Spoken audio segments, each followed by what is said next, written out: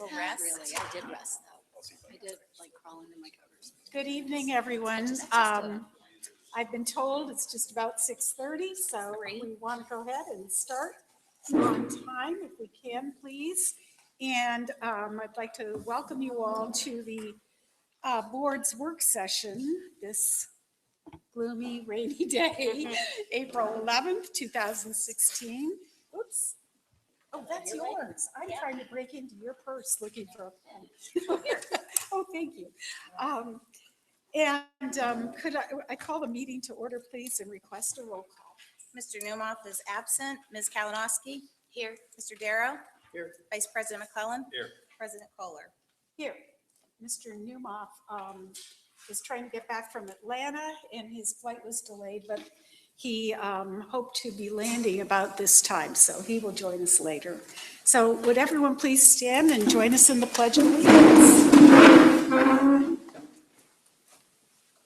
I pledge allegiance to the flag of the United States of America and to the republic for which it stands, one nation, under God, indivisible, with liberty and justice for all.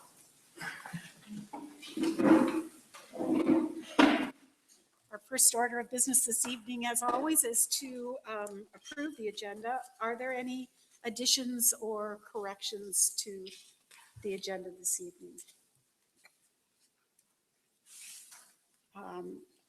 I have a couple of announcements. Can we do that without a change to the agenda?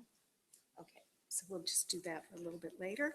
So anybody else have anything that they'd like to add or change? Then may we have a motion, please, to approve the agenda? So moved. Thank you, Mr. McClellan. Second. Thank you, Mr. Darrow. And could we have a roll call vote, please? Vice President McClellan? Yes. Mr. Darrow? Yes. Ms. Kalinowski? Yes. President Kohler? Yes, that motion carries as well. And that takes us immediately into the discussion items for this evening. We have several, each of which is quite important. And I will ask Dr. Dominy to begin with item A, which is a report and a recommendation for the alternative compensation stipend in our work with food. Yes. Thank you.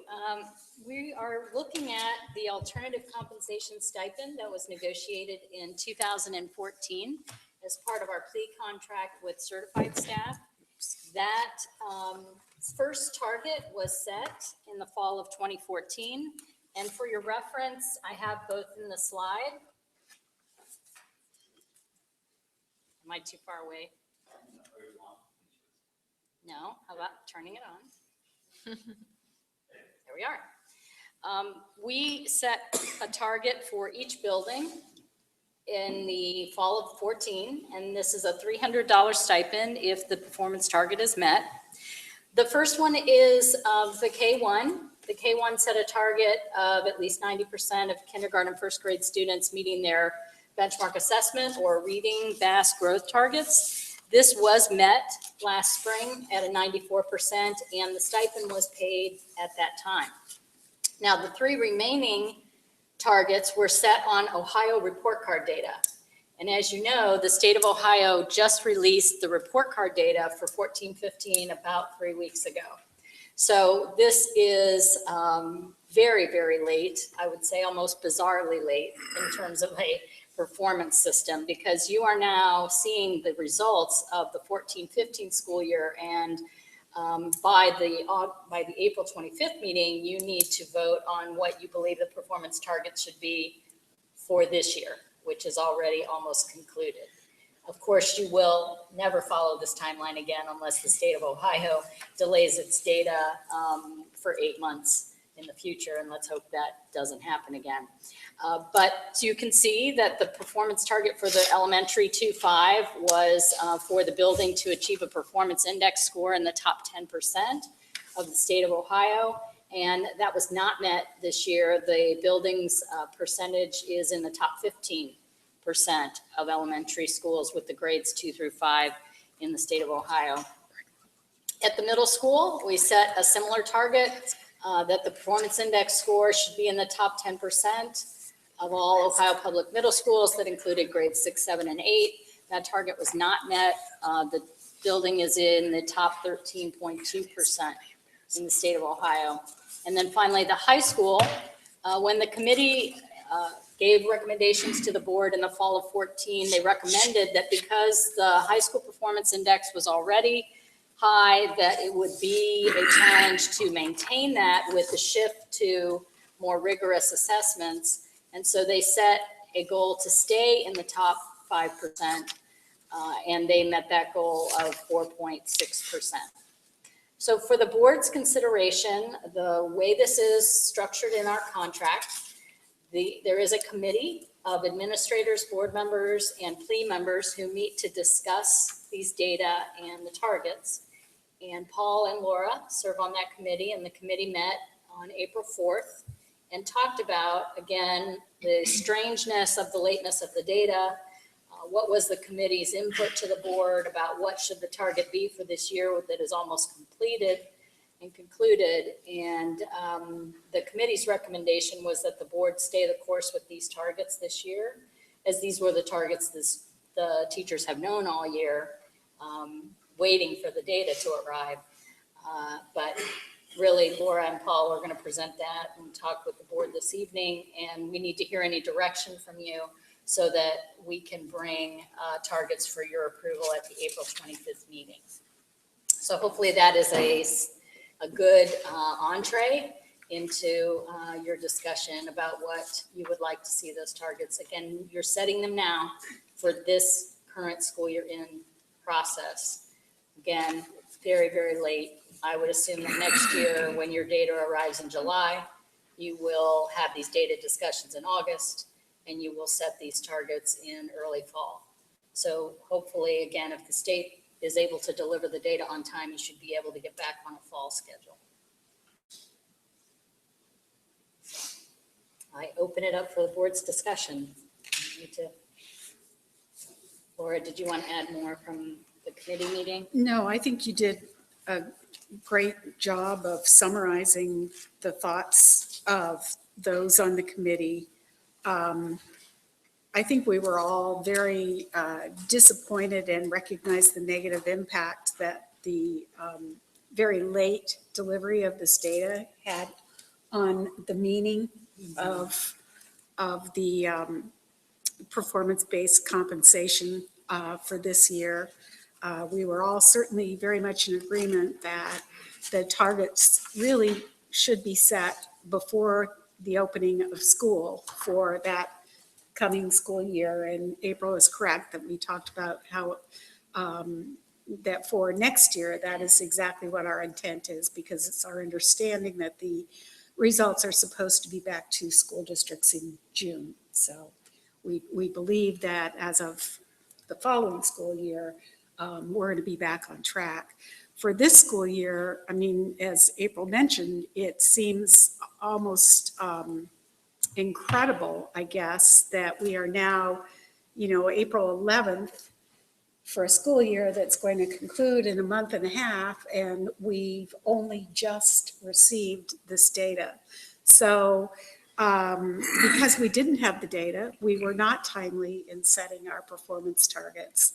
And there was discussion around the idea, once a target has been reached, is there value then, since we are awarding particular performance, is there value then in upping the target for the following year? And there was good discussion around that point. And I think people were generally of the belief that we need a couple of years data to begin to understand what the fluctuation might be in the data, particularly for this year, because in the absence of any new targets, our teachers have been working on the assumption that the targets would remain the same for this school year. So it is the recommendation of the committee to the board that we continue this opportunity to earn a small additional amount of compensation for reaching goals that we mutually agree are achievable, albeit with a stretch. And so we are proposing that at least for the 2015-16 school year, we leave these targets as they were in 2014-15. Just so you all know, the committee is actually, it's an advisory and it's a recommending committee to the board, but the language in the contract does clearly state that this is the board's prerogative. We don't have to do it at all. Right. But if we do, the board chooses the targets and the actual amount of compensation is set in by contract. Could you clarify that? So you said it's board prerogative, but it's in the contract. It's in the contract, and the way that it's written is that the board may choose to award performance compensation. Okay. If the board chooses to go that route, then they are to be advised by this committee that April described the membership. It's plea people, it's administrators, and it's 2 board members. And if we move forward, the board has the ultimate authority over determining the targets, but the $300 is prescribed. And prior to 14-15, how long have we had this in place? This is the very first year. Oh, okay. It was set right after negotiations that concluded in 2014 for the 14-15 school year. Well, it sounds reasonable to keep the targets the same, especially where we are at in the school year.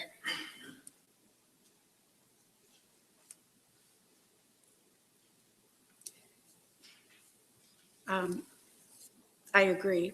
I'll tell you that I was the one on the committee who actually pushed the committee to consider increasing the targets. It seems that if we are trying to,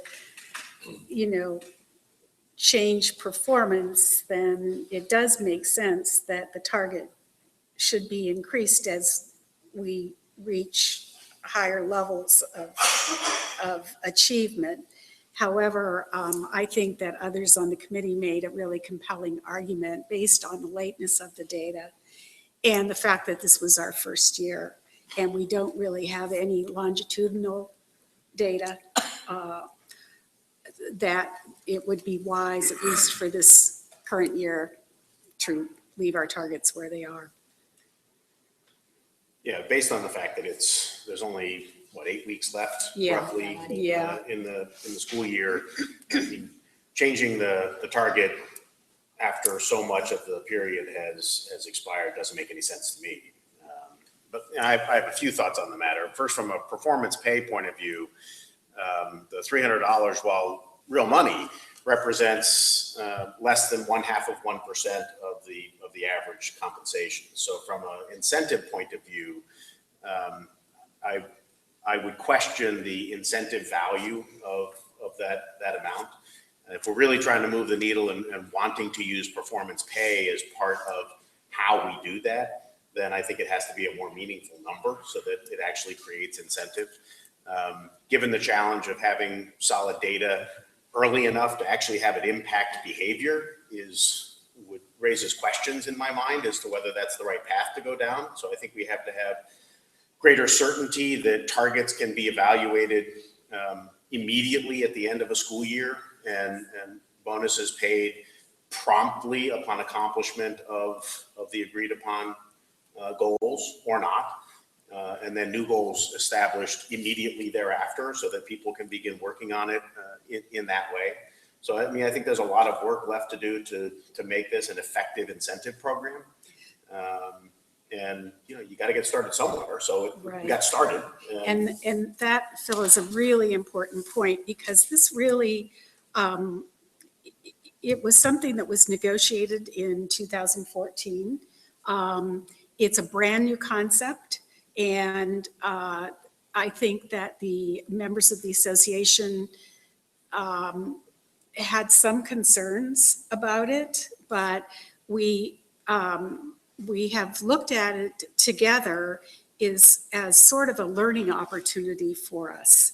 It's almost like a toe in the water, because the other very important function of this committee and the work that they did last year was really to begin to take, as what April would call, a deep dive into the research, and to really take a look at different performance programs and see what would be truly meaningful in this arena. You know, I think it would be premature to say that there is a universal desire to push this forward any further at this point in time, but it would be something that would possibly be subject for negotiation. If we can get this, I would think that it would be to our advantage to get this up and running and working well. You know, whether we use incentive pay or some other mechanism of measuring and rewarding accountability for outcomes, I'm not wedded to any particular methodology of getting from A to B. I'm completely wedded to developing a methodology of getting from A to B, which is creating a culture of accountability for outcomes. And right. whatever methods we use and are able to put in place, then those are the methods that we should use, as long as we have something. Yep. And I would only add to that the research that we did get to indicates that these programs can only be successful if they're done in collaboration with management and the association membership. So they're in a school environment, it is not the kind of thing that can be driven top down. So it is something that we would have to work together to achieve. So, John, do you have any thoughts? Nothing more than what was already said. I think it probably makes a lot of sense for us to keep the targets where they are for this year. And I'm sure that everybody's goal is that we have the opportunity to move these goalposts a little bit further next year. So I think it's, you know, again, we've talked about it. This has been a great first step. I appreciate the willingness of everyone involved to tie a little bit of compensation to reaching these goals, to having some accountability. I think we have plenty of opportunity to see where this takes us and grow it as we all can agree to over the next couple of years. Great. Thank you. We'll bring that to you for a vote on April 25th at your regular meeting. Our next topic is 5-year forecast. If I could, you want me to launch into that as well? Absolutely. Yes, please. Yes. Okay. This is our opportunity again to keep fostering the board's discussion of the 5-year forecast. So you have several items in your folder, and those that are in the audience, there are handouts on the table if you'd like them. They're in the forecast. So one of the first documents you have is the actual forecast itself. If you would pull that out, that'll be a good reference for you. Becky also left at your seat a overview of the staffing notes that go along with the forecast that looks like a gray shaded spreadsheet. So you've got that as well. And then you have a PowerPoint that has these numbers in it. So we've broken down 3 major topics for your discussion this evening. Again, to take you through, we are working from the October 2015 5-year forecast as our working document. And we'll go into several things here. Just as a side, Mr. Darrow, I've attempted to bring more numbers related to staffing, but to keep them to a 6-slide minimum. Appreciate that. Thank you. We work very diligently at that. So if there are more numbers that you would like to review, we can certainly need to do that or bring those back at the next meeting. So The first set of numbers that we're sharing with you, and for those looking at the 5-year forecast, this is in the very beginning of the 5-year forecast packet. It's the back of the cover page, if you're using the packet that you have here this evening.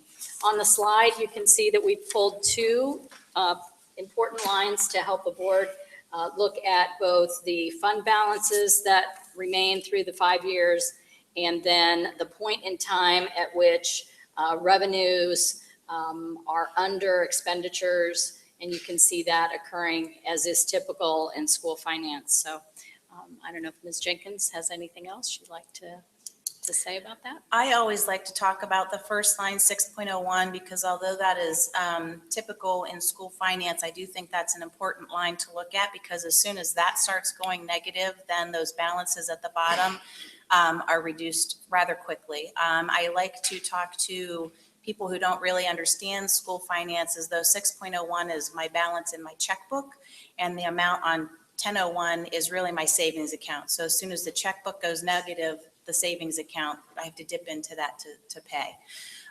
It is typical for a school district to go through cycles where there are years, especially, now ours is that way because of the reductions that we've made right now, but typically if you've passed a levy, you're going to have a couple of years where your revenue is outpacing your expenses, and because that revenue stays the same,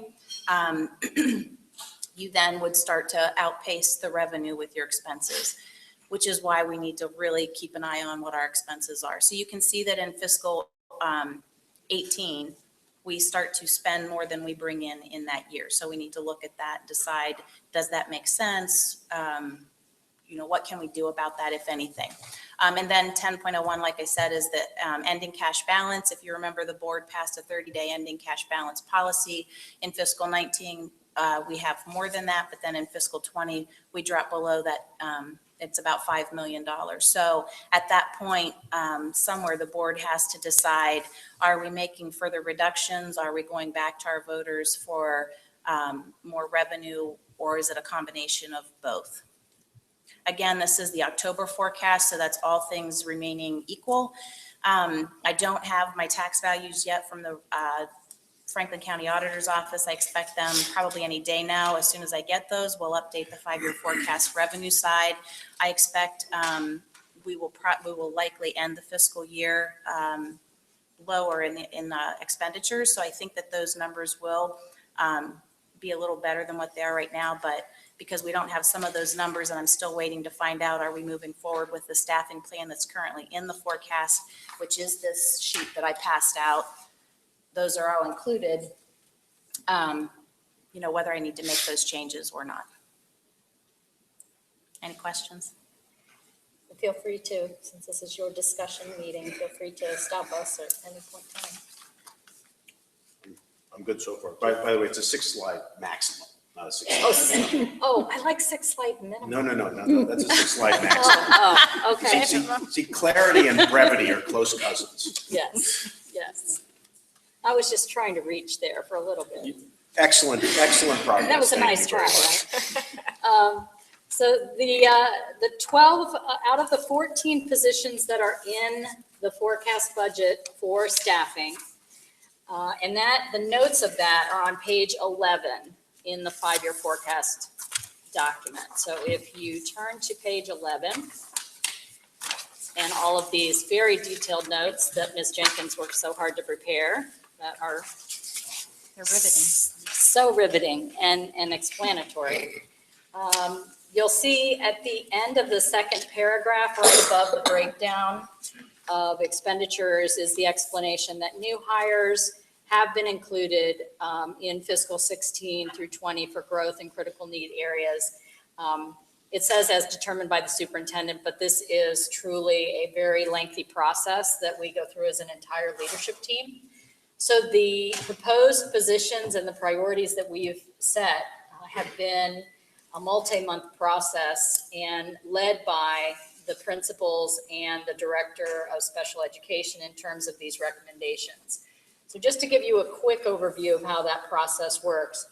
So our leadership team, our principals and directors and assistant principals work diligently to restructure and redesign how to deliver educational programming this year after the reduction of 53 teaching positions, and then began immediately from the first day of school assessing the impact of those changes. They themselves, through their own observation, through collecting data, and then also gathering data and feedback from staff, from parents, and even in the upper grades, I would say, from students themselves.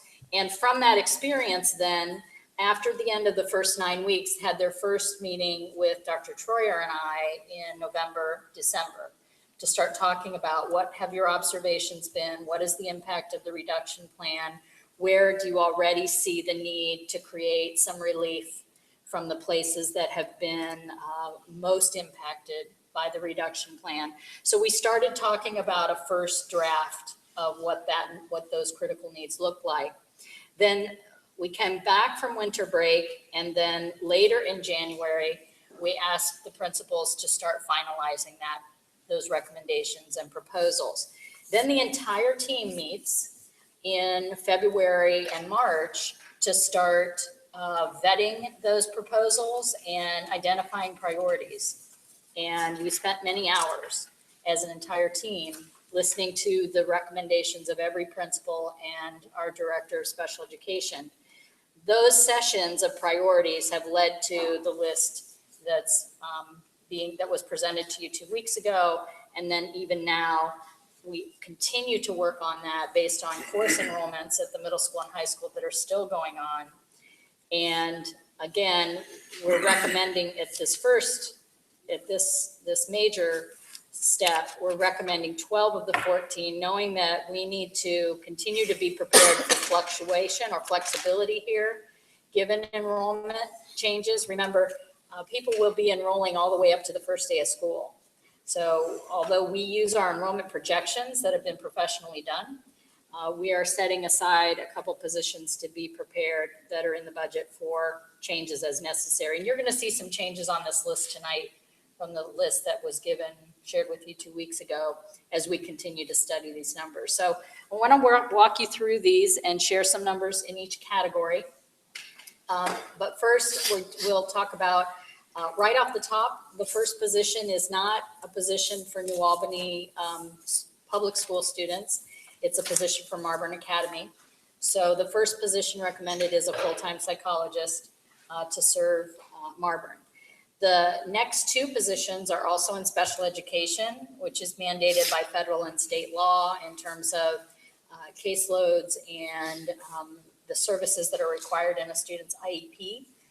The IEP of a special education student is considered a legally binding contract, so the district has to provide the services in those IEPs.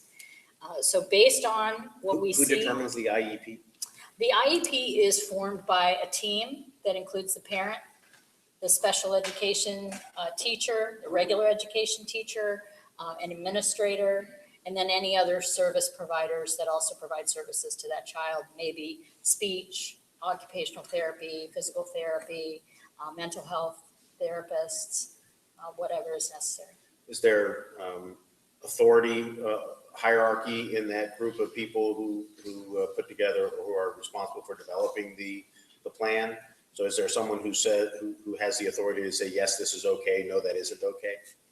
Well, the team has to come to a decision together, and there has to be a majority conclusion by the team about what services will be provided.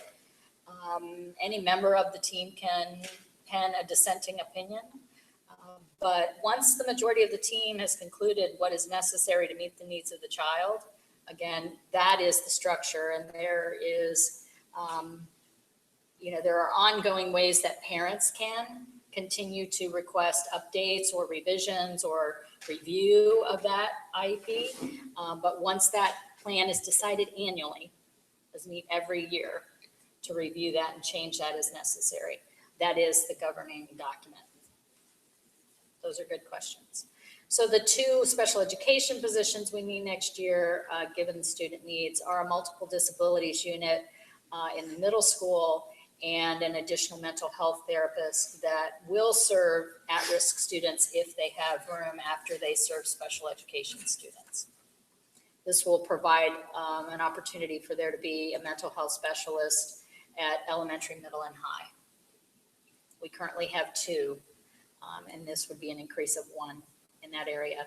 We hire our mental health therapists through the Education Service Center. So they are not hired as New Albany employees. So do they not count on our FTE? Well, it depends on how you count FTE. I Okay. mean, that's the ongoing question we have. There are many, many ways to count it. I mean, it certainly would count in terms of the number of people serving students. Yes. And then the funding source wouldn't matter, or the employment source wouldn't matter. Can you go back to the Marburn Academy of Psychologists and just to clarify for people who may not know or are watching that is something that we're required to do? Yes, thank you for pointing that out. Under Ohio law, when a private school exists within the boundaries of a public school district, the public school is responsible for providing psychology services to students with special needs within those boundaries. Given the fact that Marburn clients or students their mission is to serve students with special needs. Every student in the academy needs psychological services and evaluation over time. So whereas if you had a different type of private school, there might not be as much caseload. With a school like Marburn, the caseload demands that the school district provide a psychologist to serve the needs of the private school. And so, yes, that's a requirement. Okay, so on the next category, so those are the first 3 of the 12 position. The next category is elementary, and our elementary principals are here this evening to help answer any questions you might have about their recommendations. This will be really interesting to see if this laser pointer works from this far away. Okay, I so, don't think that's a distance thing. I didn't see a dot at all. yeah, it works on the podium. You see it Oh, faintly, it's green. That's why. Yeah. Okay. but that's just too much distance. So as you go through, what we're presenting here for you Bill is, doesn't like numbers on the slides anymore. I know, They're lovely, Well, lovely numbers. you Thank you. have them in writing, so you don't have to refer to the slide. It's not all about me. Let's go ahead. and Yes, go I through want the numbers. people least that it's see vague. this to be able to refer. No, I think it's good. I'd like to stay so that people can hear the presentation on the camera. So we're trying to show you from a couple different lenses where we are current enrollment, and then the number of sections, which actually is the number of, in kindergarten, that is, we have 3 full-day kindergarten, and then 5 kindergarten teachers that teach half-day. And that totals 13 sections. We've used both the moderate and in that next column, we use the moderate projection to show you that if we stayed with that same number, class size that's already around 24, we go to 25. So Mr. Emery is recommending that we add a kindergarten teacher to lower kindergarten class size. We did say in our reduction plan that we were going to have kindergarten and first grade classes at 25. And we had higher class sizes this year, but we have experienced, our teachers and Mr. Emery would tell you, that even that additional increase makes a significant impact on the teacher's ability to get to all students, to provide the individual attention that they need, and to manage all of the different types of instructional activities they would like to do and plan to do, and the students that they want to intervene with. So we are recommending both a first grade and a kindergarten. This will bring kindergarten class size next year somewhere around 21 to 22, and first grade somewhere around 23. And what were our targets? Again, they weren't targets, but we described in the reduction plan that the cuts that we made would have the impact of 25 at K1. K and 1? Yeah. And again, we are recommending that we now reassess the impact of those decisions based on, now that we've done them for a year, and the recommendations of the teacher and the teachers and principals, that we are experiencing that some of those class sizes are simply too high. So you've moved to 15 sections. I'm guessing that's a 2 half-day. That's 2 half-day. That's So, right. So that's one. So is the intention then just to keep 3 full-day class sizes or classrooms? Yes. And as far as demand or requests for that, The demand is far outpaced what we are currently set to provide. It will, I think the data that I heard from kindergarten screening last week is that almost 80% of your parents that came to screening were interested in. It wasn't that high. It wasn't that high? This evening, and we had 113 lottery applications and 60 students. Okay. So there is great interest by our parents for all-day tuition-based kindergarten. and it's really a function of, is it a function of just the space and the ability to provide the number of classrooms? Right. So the next step for the district to consider that I would recommend you begin in the fall is you would have to take a next major step to move first grade or at least several first grade classes to the 1-8 building.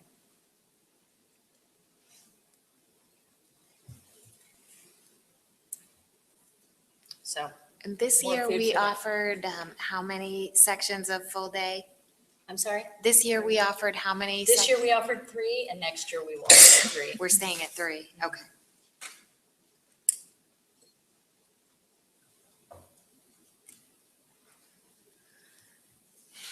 Okay, so then we've been able, just based on enrollment population, to hold steady with 2nd and 3rd grade for next year.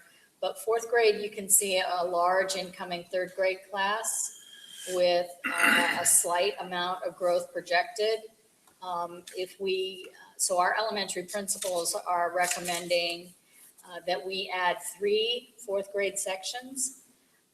That, given the fact that the 5th grade incoming class is smaller than the current, you would reduce a section of 5th grade and have a teacher that can move from 5th to 4th that would cover one of those needs.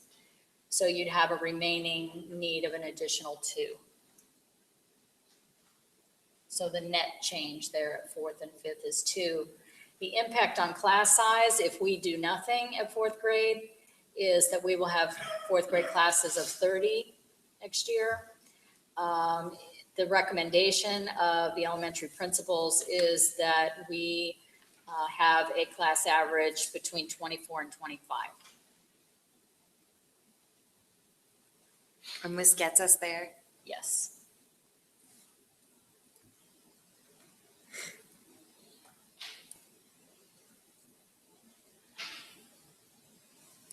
So in 4th and 5th, you're looking for a class average of 24 to 25, and in K through 3, you're looking for a class average of 21 to 23, right?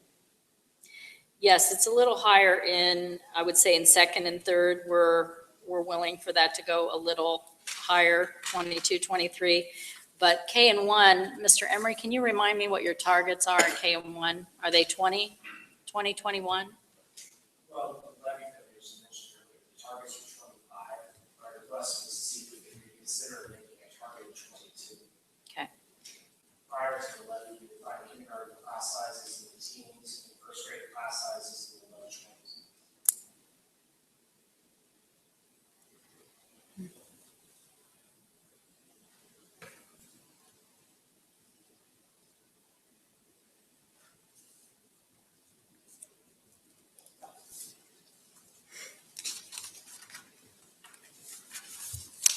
Is there any objective, broad-based data on ideal class sizes at these grade levels? The only real research that exists is about primary grades. And it was conducted in urban settings. And the premise of the research was to identify what was the threshold at which class size, how low did class size need to go to make a difference in an urban first grade classroom. So it was a very defined setting. The conclusion of that study was that's the STAR study in Tennessee. was that you had to go to a class size of about 17 before you saw then a big swing from like the 20s to an increase, another jump in. So there's no in representative data for our environment for a suburban district? There is not. A lot of people continue to use the STAR study to draw the sweeping conclusion that there is no research that says that class size matters, which again was proven, if you understand the context of that study, was proven that in an urban first grade classroom, unless you lower the class size to 17, you don't see a jump in achievement. That was the real premise of that study. It'd be interesting to know, as the class size gets higher, where it starts becoming detrimental, like the flip of that study. Right. And to my knowledge, it's not been done. And what, if anything, what sort of markers, empirical data are we tracking in our school about what changed over the last year with the staffing reductions and the larger class sizes? Do we have anything that we've been tracking that compares it to previous years when we had smaller classes? I would say that our data is, we've not quantified it. We've not created categories of the things that principals are observing. I believe you could do that. If you took the observational data of a principal and captured that into categories and then tried to identify how many frequencies of the same issues and the same problems they were seeing were occurring. We haven't quantified it to that degree. But we certainly could have our principals come up and talk about the different things that they've observed with the higher class size. Overwhelmingly, again, this is a broad brush, but I believe they would say, and they can all give me some indication, that the most consistent characteristic of the impact of the reductions that I hear from principals and teachers alike is the difficulty in meeting individual needs of students that are struggling. That although they're using small groups, although they're differentiating instruction, that even that extra 5 or extra 6 or extra 8 students creates just that much more of a load, that to the person who is used to having more capacity to individualize and get to the student that is struggling, that's where it's starting to break apart. So I don't know, is that a good summary? Yeah. The third grade. Yes, Ms. Jenkins is reminding me, principals, that if you're going to share, you need to come to the microphone so that we have you on record.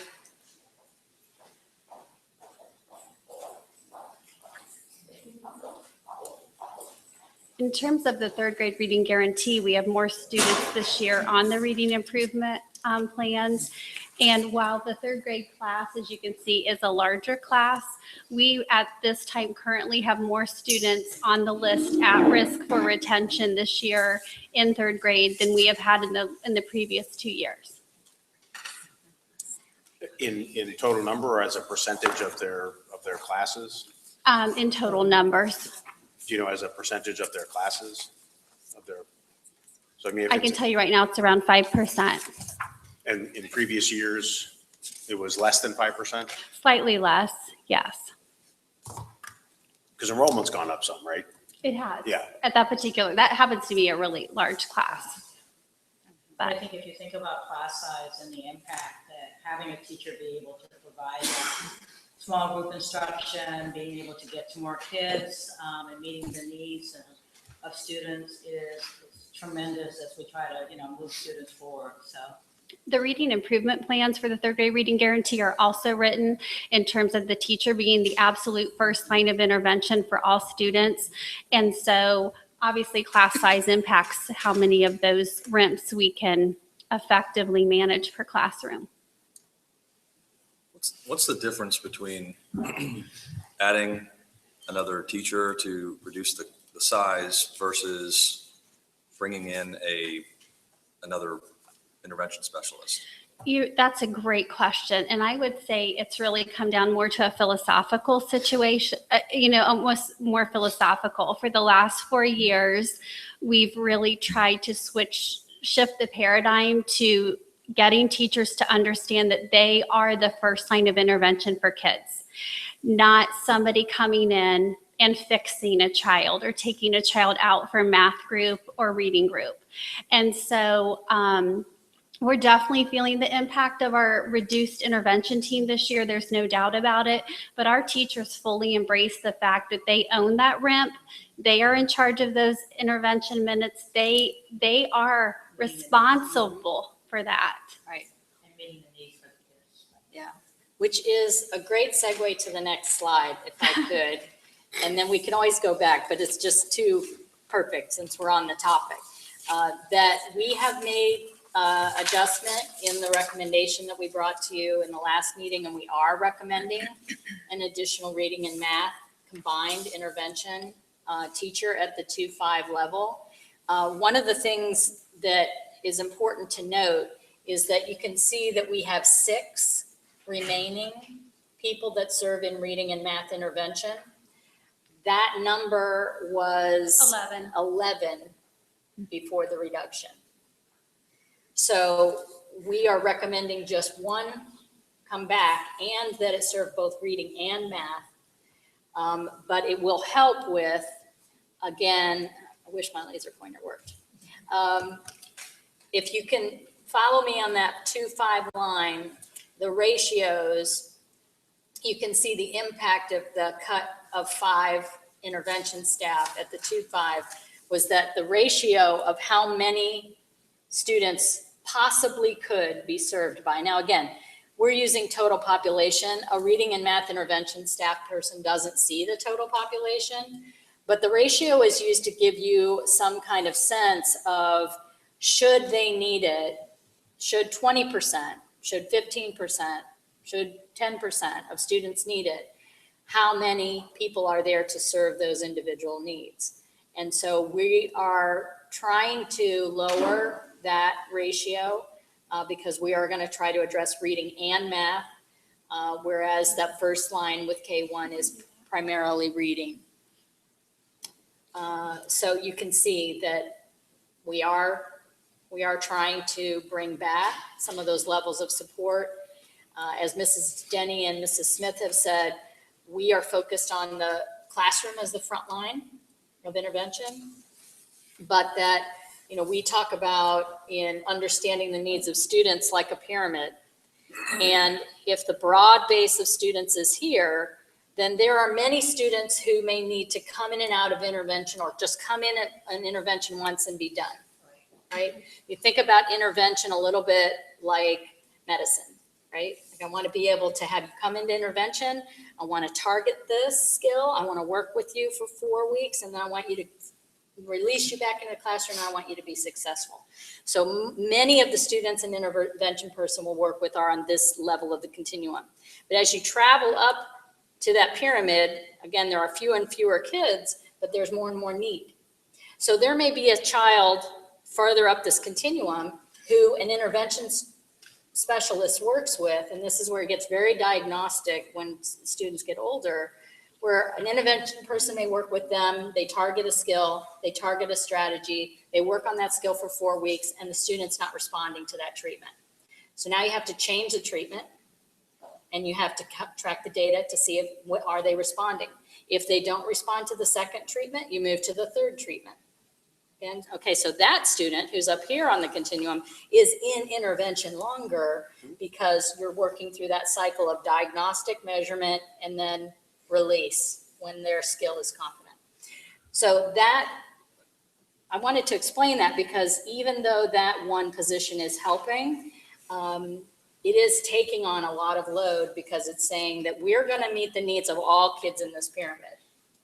The kid who needs to stay in intervention maybe all year, and the student who needs to come to intervention for 4 weeks and is good to go. So we feel like this is a strong addition to try to make a little bit of progress in that area with the major reductions that were made in that staff. So you teed that up beautifully, so I felt like we just had to go into the intervention conversation. And all that makes perfect sense to me. And I love the fact that the paradigm that you're working under is to move most of the responsibility and authority into that classroom so that individual teachers own the classroom, right? They have responsibility there. That makes perfect sense to me. The part where I struggle with on the discussion regarding class size is really in having hard data as to exactly what's going on, right? I appreciate the stories, I appreciate the anecdotes, but if we really don't know what the empirical evidence is, how many different incidents do we have? What really is the impact? If it was 3 last time and it's 10 now of whatever it is we're talking about, that's something that we can wrap our heads around and say, well, gee, then maybe an additional staff person changes that and changes that outcome. If it's, when we're working on the basis of anecdotes, you don't know if somebody had a recent incident or a recent spike in some sort of event that is weighing on their mind, and it's, that really bothered me this past week, and so it's more of an issue. And I don't know if that's a long-term struggle, if it's a big picture issue, or if it's an isolated case. So that's why I struggle with trying to relate the discussion about class size to anecdotal reports of difficulties in individual classrooms. Does that make sense? Apparently not. Well, I guess all I can say is the data that we watch the most closely, other than obviously knowing how many kiddos are in each classroom, is the intervention data. How many kids we're serving, what kids are coming into intervention, what kids are coming out, what kids, if we had an extra body, we would service, or we did service last year, but this year in terms of the data, we can't. Sure. Those are the numbers that we watch the most closely, and obviously only having this year to look at compared to last year, And that makes perfect sense to me too, right? So, and John's question about can we address some of these issues with intervention, another intervention specialist, that again makes really good sense to me. It was the broader discussion that I struggle with the most. Sure. On class size. Yeah. Mm-hmm.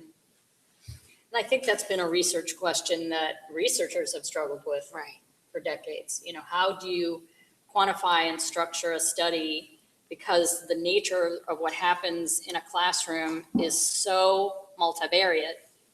Indeed. How would you analyze and isolate the one variable of size in terms of everything else that's going on in this classroom? They are kids after all. They are Right, variables yes. in their own right. So, yeah, but it's a great question to continue to consider. How do you do So that? just to be clear, what you're saying is because of the reductions in intervention specialists and possibly because of the increased class sizes, but Sure. we don't know. But definitely because we cut the number of intervention specialists, there are children, kiddos, who I love that, who had been somewhere on the borderline that received additional help last year, whether it was in reading or math, that are not getting it this year. I can absolutely verify that. Yes, sir. And Absolutely. And we don't have the data to know this for sure, but if they needed help last year and got it, and they need help this year and they aren't getting it, then we're probably looking at kids who are not having the ability to reach their potential because they're not getting the intervention they need, class size or not. Definitely possible. I think the issue becomes you structure an intervention program based on the staff that you have, and then you set your parameters based on pre-assessment and what kids need. And then back to April's model, you're constantly watching the data. Kids are coming in and out. There are kids that are with our reading intervention teachers all year. It's not a lot, but there are some that need that. Sure. But there are some that need a 4-week vitamin and then they're out. We continue to progress monitor them, obviously, to make sure that they're being successful and that they might not need another visit to the doctor, if you will. But what I guess is most striking for me is when I go back and I look at the data points of kids that we used the last 3 years, I knew specifically what cutoffs we were using, what the trends looked like, what kids were getting intervention for the most part. Every now and then they'll have a rough day or there's a data anomaly, but for the most part, and this year we're not able to reach all those kids, put our arms around those kids. But that makes sense. When you go from a team of 11 to 6, that's just what you have to do. You Yeah. have to make that adjustment. And that makes sense. Right. So again, but I do think when we look at the third grade class, it's a bigger class. They came in with some data And I flags. think the model that we would like to use is very fluid. Students in getting what they need and out, and constantly reevaluating our data and looking at our students to make sure that we are giving them what they need. And I think it's a great model because then you have students who come in, it's prescribed, here's what you need, they move out, then we can look again, bring in some new students. So keeping that fluidity and getting students in and out, although I think you're right, we do have some students that are in there all year. I know there's some students that were in intervention last year that are in this year. And so we're trying some different strategies with them because the goal is obviously to move students on so that they can be successful at grade level. And I certainly want students to have the opportunity to, if they need the help, let's make sure they have the help. Sure. I mean, by all and that's means. where we have to prioritize. And obviously our third graders at risk for retention, those are first and foremost. I mean, that's where you stop the presses and that takes precedence. And But parents but it say- makes sense to me that if you've got a capacity limitation, you've got a triage, right? And Right. so it's those kids on the border who maybe the situation isn't quite as urgent or as pressing. They're the ones we're not being able to serve. And maybe that will show up in current data, but maybe it won't show up until 2 or 3 years down the road. Those are some of the groups that we think are happening in the underground world where some of our teachers instead of having lunch, they're having lunch with kids. And so we're doing everything we can, but there's a lot of really unique and creative things that are happening in order to put our arms around as many kids as possible to see how they respond back. I mean, April's explanation was perfect. Thank you for coming up and Thank answering. you. Appreciate it. There may be more questions. The next category on this slide is the next position that's being recommended, and that is that we add a gifted intervention specialist. We cut our gifted education staff in half last year. We did restore a half of a position into the fall. Because the need was tremendous, and even in our changed model of direct work with teachers in more of a consulting role than direct work with students, we needed to make some impact there. So you can see the numbers of students currently identified, gifted. We are not recommending that we increase at the middle school level. We are currently working to meet the needs of gifted students through accelerated course offerings. And we're going to stay the course with that approach at this time.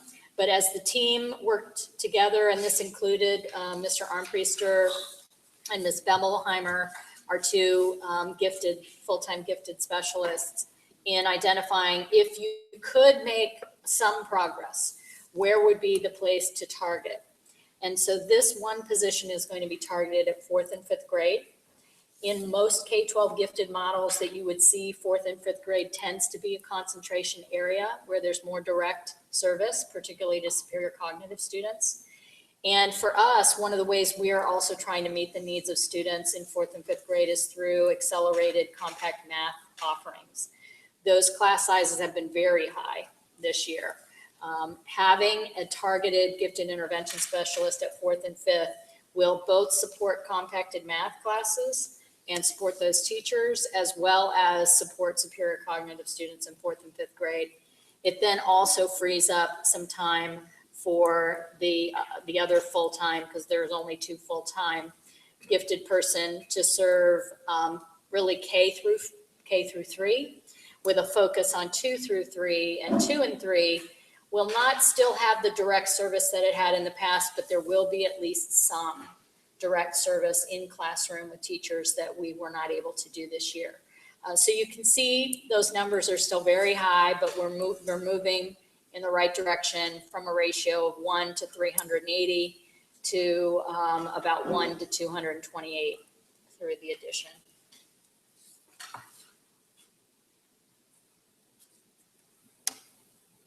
And so just for reference, there were 5 gifted teachers before the reduction. And why is accelerated learning or accelerated classrooms or whatever the exact term is, why does that model not work across the board?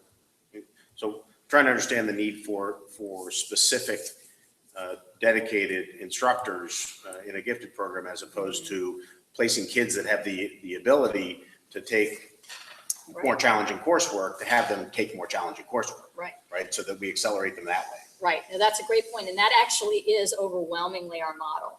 Because when you have an individual that's serving hundreds of students, the way that you serve them is through accelerated course offerings. What we're trying to do is, again, back to that, creating some tieredness to the nature and the needs of gifted students. Overwhelmingly, most of them, hundreds of them, are going to be served through accelerated course offerings. There are some students, that percentage that fall into the category called superior cognitive, that need some additional opportunities for individualization that, again, with this many people on a caseload, a gifted intervention person can hopefully, because they're trying to support a little bit fewer of a number, get more lesson plans and strategies into more classroom teachers' hands so they have tools to differentiate and accelerate in the classroom. They also can then hopefully start meeting even periodically with those students, particularly in the area of language arts. We have more accelerated offerings in math. We are working on developing and designing those in the language arts. That area is coming slower. And so we're trying to use, even in these very high ratios, we're using that gifted person to meet all the state requirements in terms of testing, screening, identification, and then notification to parents and reporting that data to the state of Ohio, which again for us is hundreds every time we have an assessment. And then also then provide some direct strategies, instructional strategies and curriculum materials to classroom teachers. Back to Mrs. Denny's point, so the classroom teacher can be the front line of acceleration for the overwhelming approach to meeting needs. This will carve out just an incremental step forward with some direct service for superior cognitive students. It still will not, be the lion's share of what happens for those students. It still, what will happen for those students overwhelmingly will be accelerated content in their classroom, supported by a gifted specialist who can provide curriculum materials, instructional strategies for how to do that. So if I'm understanding, the current 1.5 is not doing classroom instruction or pulling people out of class. It's testing, screening, notification, reporting, and curriculum suggestions. So currently the 1.5, there's no involvement with the students directly? The 0.5 is providing some in-class team teaching in language arts. But that's a very small percentage. And I believe that's happening at 4th grade, 5th grade? Which grade? 4th grade. Yeah, I didn't want to say that wrong. Thank you. So yes, the one full-time at elementary, that individual is serving all of the state requirements for grades K through 5. And then the one individual at 6 through 8 is serving all of the state requirements through grades 6 through 8, and then is providing, and then all the oversight of the required WEPs and WAPs, which are written education plans and written acceleration plans. So just some more education,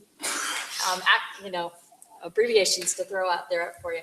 But that is primarily their job. And what that is a job of ensuring that the district is still identifying and that the teachers have the information about those students, and that the teachers have instructional suggestions and strategies so that they can use with those students.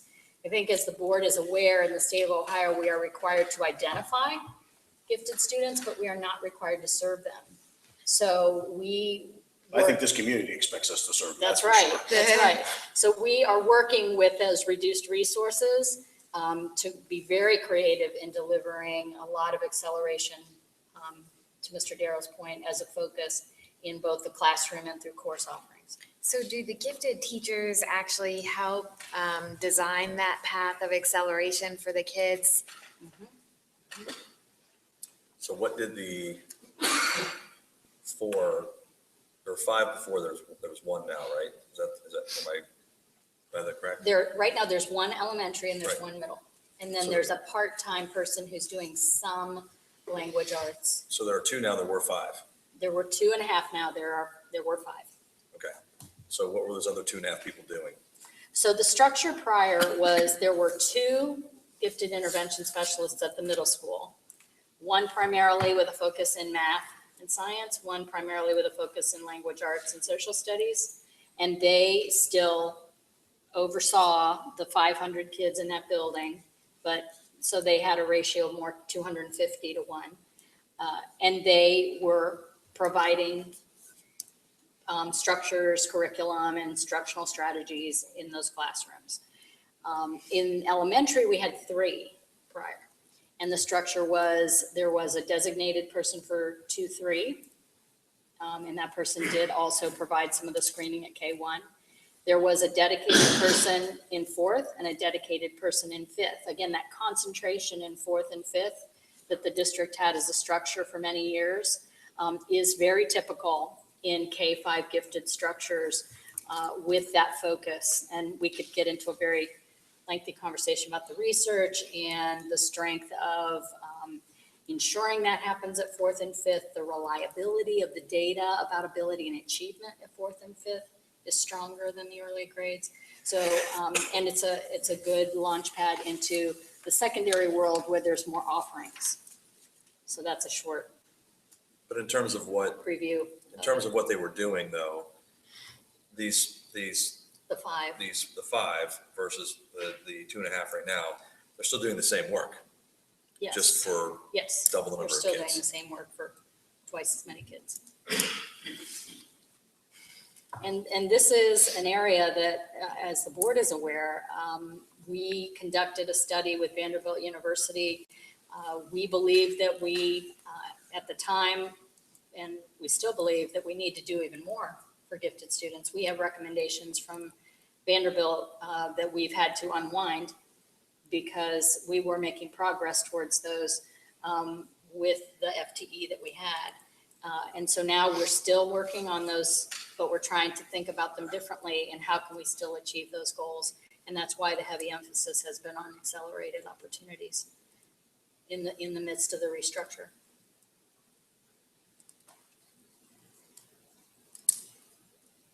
So those are, so we've gone through elementary and special education, and that is where the majority of the positions are.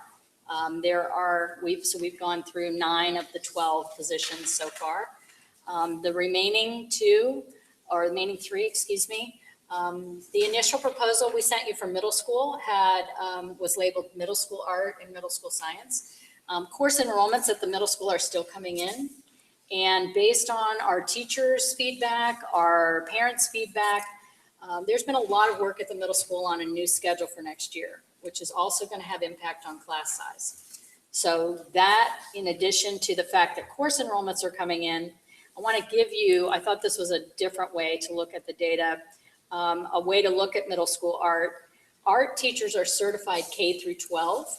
So I want to share up front that although we called it middle school art, this person is likely to help cover the needs of art, not just in the middle school, but also in elementary. You saw those additional classes added. Those sections of elementary will need art as part of their educational program. We've also had very high numbers in high school. So we haven't had a chance to drill down to the teacher level, so I thought this would be a different approach to show you. There were 822 kids enrolled in middle school art this year. These are the 3 art teachers at our middle school, and this shows you across the course of their day what their sections look like, well, actually across the week, because students are on an A-B schedule, so not all 9 of those sections meet every day. But I thought this would help make it very tangible to see. So the current class average is 30.4 across those 3 teachers. One of the challenges, as I know you all can imagine because you've been in art classes yourself, but the square footage of the room and even what art means, that when you have a lot of materials and you have to work on a certain workspace, having that many students in an art class just simply has been overwhelming for the capacity of the classroom that we have. And so we are recommending, again, this person will not just teach middle school art, but will likely stretch across middle and elementary. But we believe that even with some fractional increases at the middle school, we can lower that class average to around 25. And that would be one of our recommendations for next year. But we are still working on this, so we don't have final numbers to bring you. Course enrollment is still being sorted out at the middle school. So that's where we are with that today. We originally gave you middle school science, but again, we're working through both high school and middle school enrollments right now. And one of the things I want to stress about the science teacher certification would be that a science teacher for middle school would be 712 certified. And so it is likely where we go with science may be fractionally middle school, maybe also high school. It may end up being almost entirely high school. We're still working through that. But our middle school and high school have aligned their schedules so that there are multiple periods through the day where they are on the exact same schedule, which will make the sharing of staff even easier this year. Again, that's part of the schedule improvements that Mrs. Gonda and Mr. Carter and Mr. Gellert have all been working through with teachers to make these options more, to level up class sizes and to use these FTEs across both middle and high to meet the needs. So to share, the last piece would be high school social studies. And here you can see again, just growing enrollment and actually keeping class size almost, we need the additional high school social studies position just to keep class size at 29. So we're showing you that there are 1,907 enrollments in social studies this year across 13 teachers for a class size of 29. Next year, we have currently 1,999 enrollments in social studies. And even with adding the additional teacher there, we will still have class sizes at 29. At the middle school, so just my personal experience with Lauren, she has a lot of classes that are well above 30. Do we have a target at the middle school in terms of class size average across the board? And are we, working toward a certain target? I've also gotten several questions from parents about the middle school in particular and our results at the middle school and class size correlating to those results potentially. And yeah. Well, I mean, the first thing I would say is that, yes, we did have an impact number from our reduction plan, that we believe the impact of the reductions would reset middle school class size to 28. We are working on an expectation that class sizes at the middle school will be under 28. And we believe that with the new schedule, we will be able to achieve better class sizes with just the FTE we're talking about sharing with other buildings. So we will be likely somewhere between 25 and 28 that would be as great. class averages. Yes. So you'll share with us the new scheduling plan? Yes, we absolutely will do that. And then again, I think that we'll see all of this level out. And again, and we'll see that the results of the middle school redesigning their schedule next year. And part of cutting 15 teachers from the middle school and taking on more students was, we have an ultimate goal that we are going to deliver the same educational offerings and opportunities for students that we did before, and how can we do that? And so we had to think about our schedule very differently this year. Now that we've lived it, you know, our staff and our administrative team have really been working over months of time. I mean, I would say you started that in December, probably? Early November. Saying we've got to do this differently. We're going to still have relatively the same resources. How can we think about the schedule differently so that we can keep delivering the programming and try to level out some of the things we're experiencing. So I think you're going to, when we, you know, share that schedule in an upcoming meeting, you'll see how those pieces are helping address those concerns about class size. Again, back to our earlier discussion, I will say bluntly, I don't think that class size is the root cause of the results. And I don't think the middle school would say that either. Our middle school teachers would say themselves about the report card that just came out that it's not acceptable to them, and they don't expect that you will ever see a report card like that ever again. They have been working diligently over the last 2 years to align curriculum to Common Core and to raise the rigor of the curriculum expectation. But until we saw that new assessment, we really didn't know how well we had done with alignment.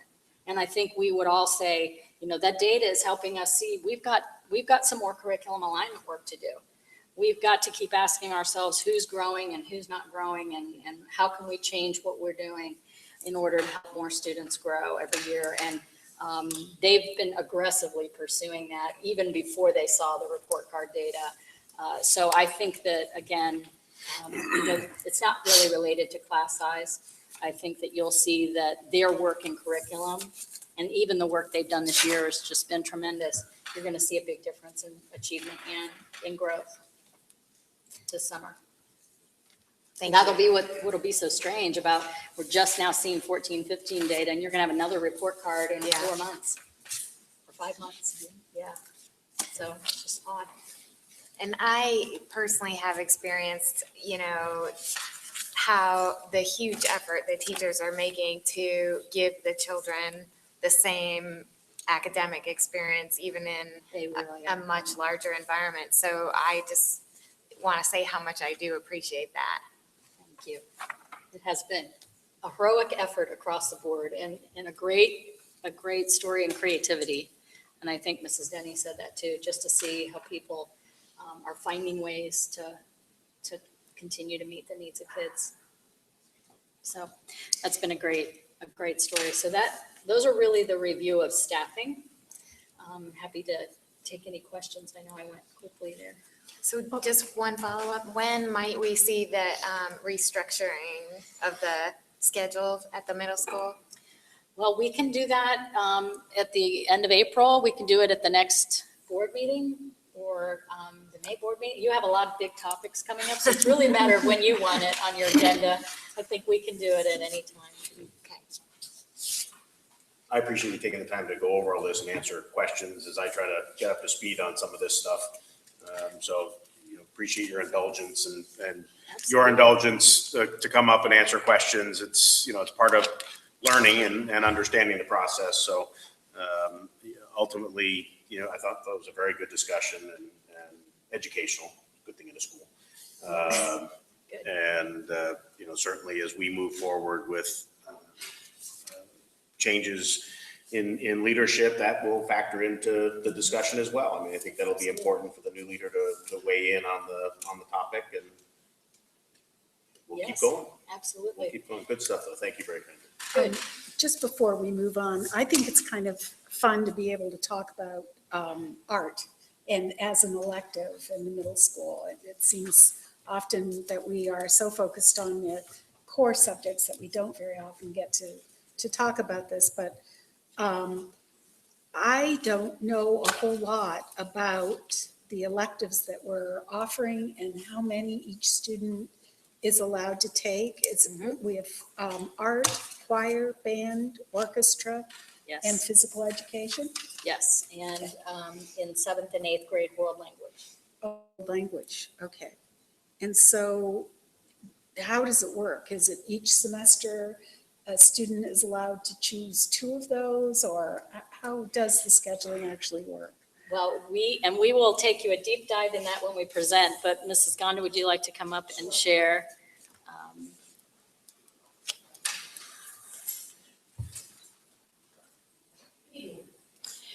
So it works like a little puzzle. And some of those courses, the earlier grade musics and the wellness piece operate on an A-B schedule. So every other day, the student would have that. Moving forward to, and the global language piece, the world language is both in 7th and 8th grade, a full year every day.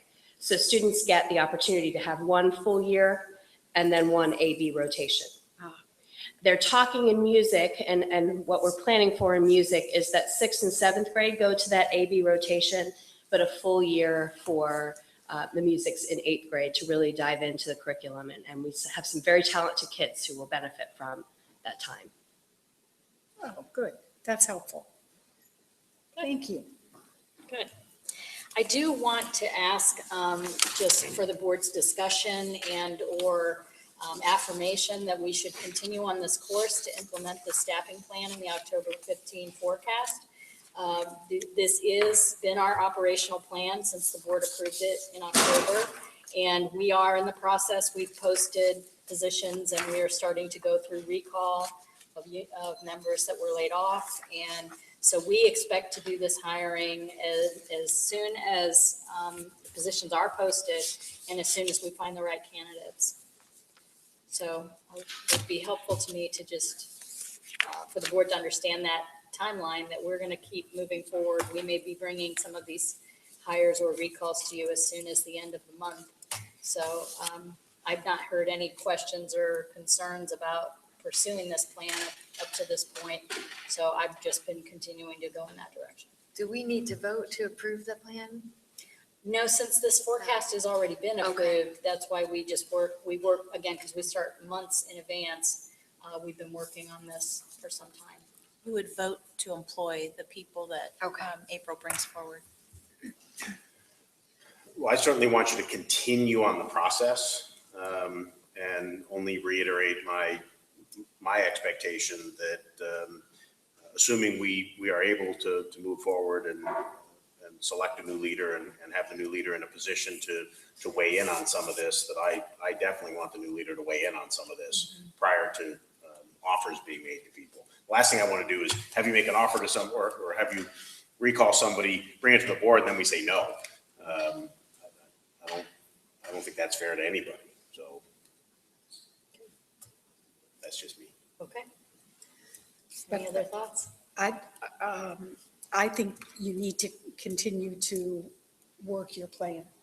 You know, we put it in place last October, and I think the rationale for each of these positions is so much more robust, and you've shared so much more with us this time than we've ever had before, that first I want to compliment you on it, and second, although I certainly agree with Phil that it will be important to have our next leader weigh in and be able to have an impact on it, but timing being what it is and knowing that you have a limited horizon to actually go after the very best people we can find for these positions, I'd encourage you to continue the work that you're doing. I agree. Okay. Well, the next two topics that we wanted to bring, that we mentioned to you in the last board meeting, that we want to, again, just tee up for the board's discussion, would be athletics and pay to participate. And so we included in your folder, and we have it as a handout for those that are here, the OCC pay to participate fees across the Ohio Capitol Conference. It looks like, I'm throwing it now. It looks like this.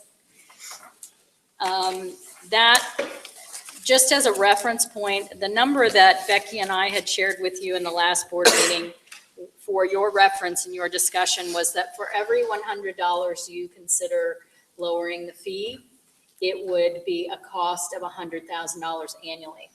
So for your consideration, we mentioned in the last meeting that if you added to the budget a $200,000 annual cost, that would lower the fee $200. Providing this data for your reference so that you can see that even with lowering the fee $200, we would still have the highest fees at both the middle school and high school level in the Capital Conference. The family cap data is provided for your review. You can see that many districts do not have a cap. About 15 of them do. I don't remember the count off the top of my head. But this is just provided for the board's discussion. You would need to direct us to make these adjustments in the budget prior to the creation of the 5-year forecast revision that has to be board voted by May 31st. So you have April and the May work session. So you have 3 board meetings, including tonight, to really talk about that. Really only 2, because the final board meeting in May is where you'll have to vote. So we really should have any changes that we're gonna put in it before then, so, because I have to file it immediately after. Yeah, I was just talking about I don't know. the 2 in April and then the May work So session. tonight's. Yes, I was Okay. counting tonight. Maybe nervous. I didn't mean to make you nervous. Yeah, I know we can't be changing the forecast on the regular meeting in May because Ms. Jenkins has to file it right after. Can change it after that. You know, I do think that this is, we really have to have this conversation again. The board that was sitting in December had multiple conversations about the fact that I don't think anybody is happy with where our pay to participate fees are right now. They are clearly out of line with any other district. And if you really believe that having the opportunity to participate on a sports team or in a play or in many of the other ways that our kids are involved is part of educating the whole child, then it is extremely unfortunate in my mind that for a significant number of families, that $625 fee is a hardship that could pose a barrier to participation. Perhaps it wouldn't be a barrier to having their child participate in one activity, or if you happen to have 2 or 3 children, maybe all 3 of them could participate in one activity. But I do think that our families are having to make tough choices, and in the best of all possible worlds, I don't think any of us would want to see these pay to participate fees so clearly out of whack with other districts. That being said, the balancing act for me, in my mind, has always been we still have a long way to go yet on being able to support what's going on in classrooms to the level that we did in the past, and the level that we all, or at least I happen to believe is clearly necessary. So there is this tension, and I'd be really interested in hearing what other people think. I've got a number of questions. The first is that a $100 reduction per sport per child, although significant, almost pales when you compare that, the impact of that, to the impact of taking $500,000 out of our cash balance, that you just kind of start to, where's the balance there? Where's the most value? What would be most useful to families? So that's one thing. And I keep challenging all of us to think about, is there a way that we can make these opportunities leaner somehow, more cost effective than they are now? And without being drummed out of the neighborhood here, it is an alternative to reduce the number of sports or opportunities and begin to weigh the cost of the sport to the number of students who are choosing to participate in it. Is it possible to reduce the level of supervision and still maintain safety and instructional effectiveness for the students who are participating? So in my mind, yes, we clearly need to do something about this pay to participate. But again, I need help understanding how that decision is going to impact what's going on in classrooms for kids. Just for reference in that conversation, we use a $70,000 annual cost for a teacher in our estimates, our budgeting. So you're 1.3 teachers at every 100,000. So here's my concern, and I'm very sympathetic to this issue. And if you look at this list, although there are 30 of the 32 teams in our conference have some form of pay to participate, we are significantly higher. And to even get us close to the next highest, we'd have to cut $300 to $350 off of our fees, which if you're looking at $100 being $100,000 annually, that's $300,000, which over our 5-year forecast is $1.5 million. Exactly. $1.5 million to get us how many full-time equivalents and restore much needed help to our classrooms. And I again, while I sympathize, it's just very hard to sit on this board and suggest that we cut pay to participate fees over providing more instructional opportunities for the classroom, particularly when, and I do this too. There are lots of people in this community that pay a lot of money for sports, whether it's the crew or, travel baseball or whatever. There's not, people pay money to have their kids participate in sports. And I understand that it's different when you're in an educational environment, but we have to be thinking about what our priorities are as a community. Is it education or is it sports? And I'm willing to have that discussion, debate. I'm not wedded one way or another. I just want that to be on the table. $1.5 million could mean a lot of help in the classroom. And do we want that, or do we want to reduce pay to participate fees? So as a community, we need to wrestle with this. Looks like we're going in order. So I share the views of both Laura and John on this topic. Laura, you raise a couple, should say President Kohler, you raise a couple of hypotheticals in terms of the level of participation. We've actually run an experiment here. And so we kind of know what the level of participation is and what impact the fees have had. Is that correct? I mean, we know how much participation we had prior, and we know, I don't know them off the top of my head, but that data is available. So we know whether we've had a substantive impact on participation levels. Now, that doesn't take away from the fact that it's expensive. And for a lot of parents in our community, $600, $400 is a lot of money. And if you have multiple kids, it's a lot of money. And yet you add it up, and it's, to get to the low or the high side of our next closest is $1.5 million.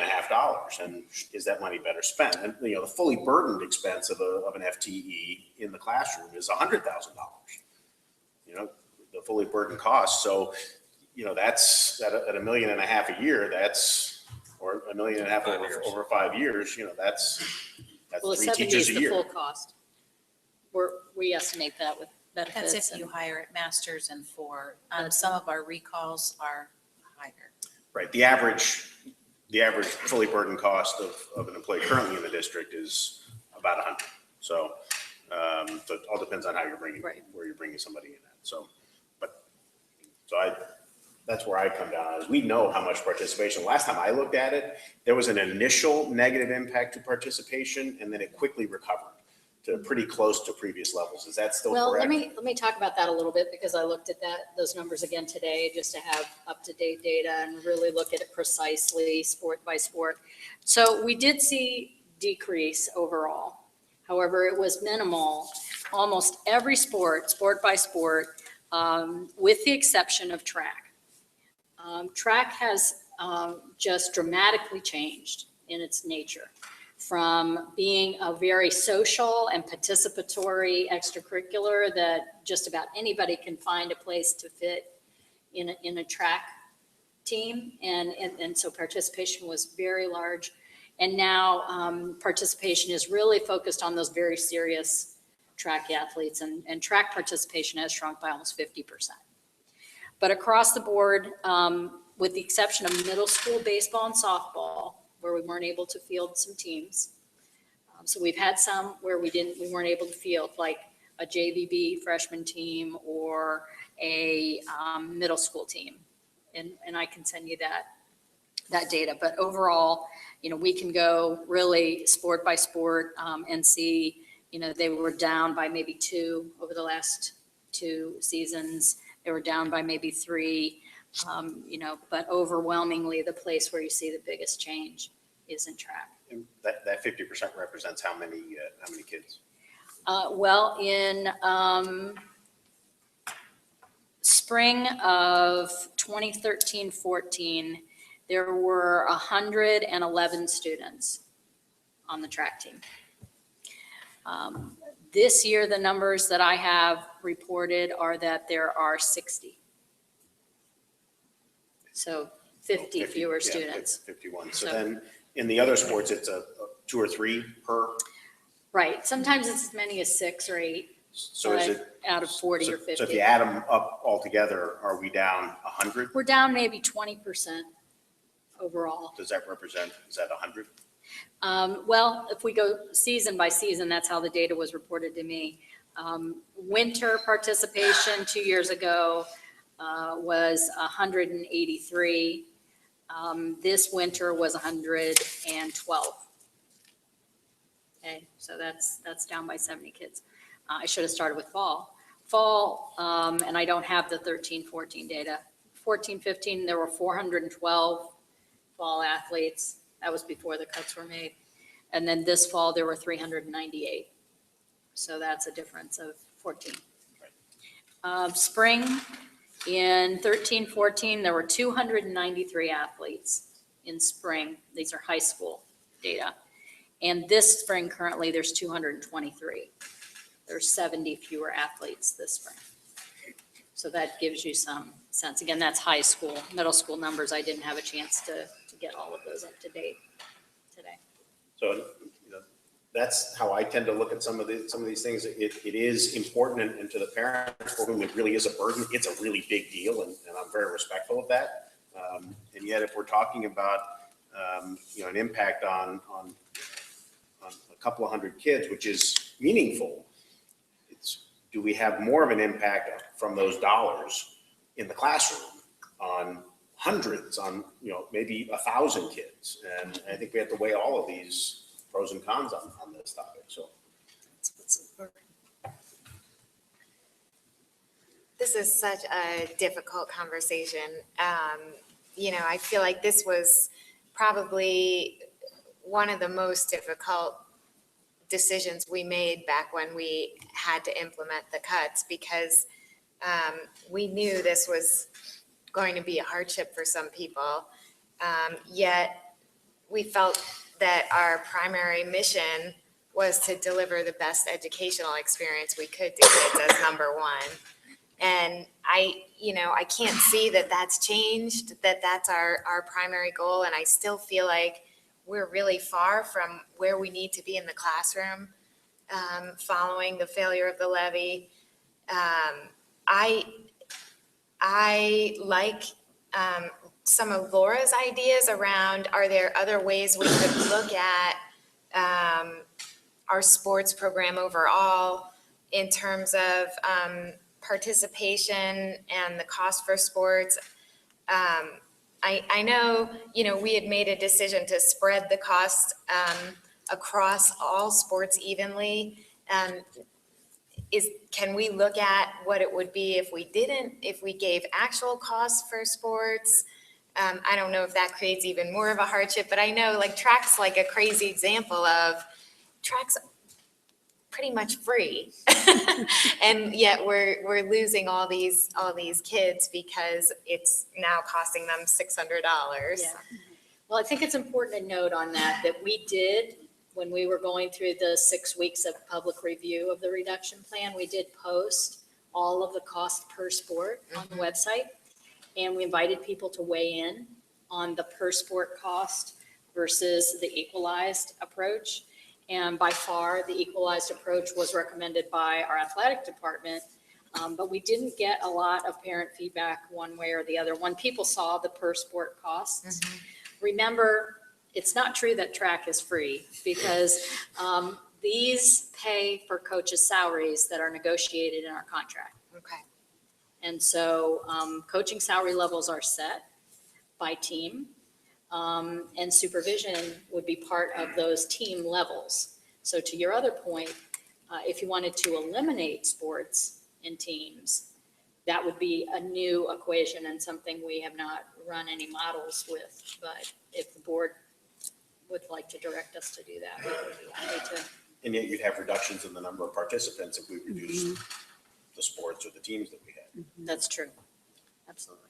And then I know we've had this discussion several different ways over several different, several months, but have we looked at the cost to do like a family cap of around $500?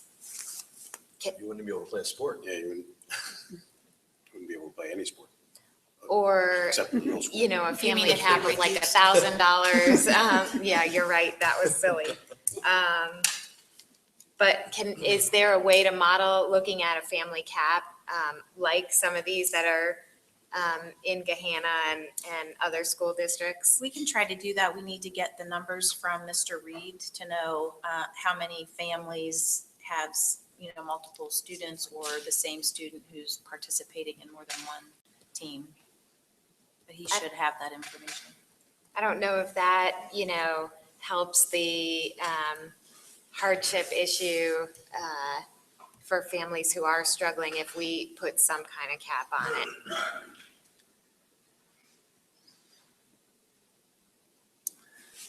I guess I would weigh in that certainly academic outcomes for me are at the center of New Albany and a focus I think the community is wrestling with. I think John was well said.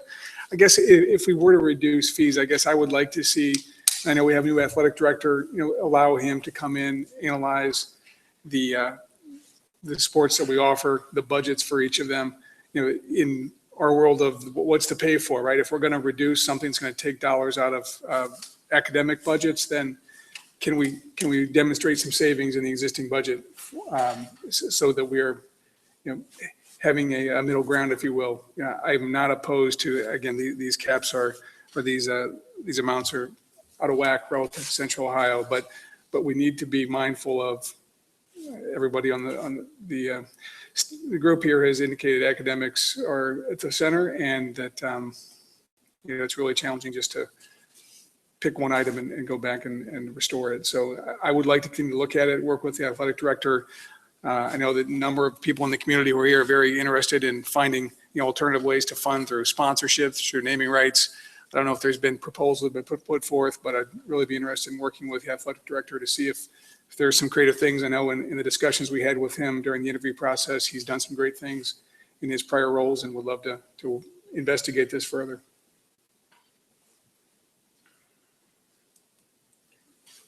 The next 5-year forecast topic that we're just presenting to you and asking for any direction or discussion from the board about whether or not you want to consider any changes at all to eligibility and transportation. If you want us to model anything in that, we need direction from the board in these next two, tonight and in the next meeting. Why do we start at the other end of the table on this one? Please, Laura, go ahead. I defer. In truth, I actually jump in got distracted in my paperwork, so I need to play catch up. I'll jump in. How's that? Good. My kids walk, and they haven't been adversely affected, other than, shoes get muddy and wet on the way home sometimes. This is secondary to me to the athletics issue.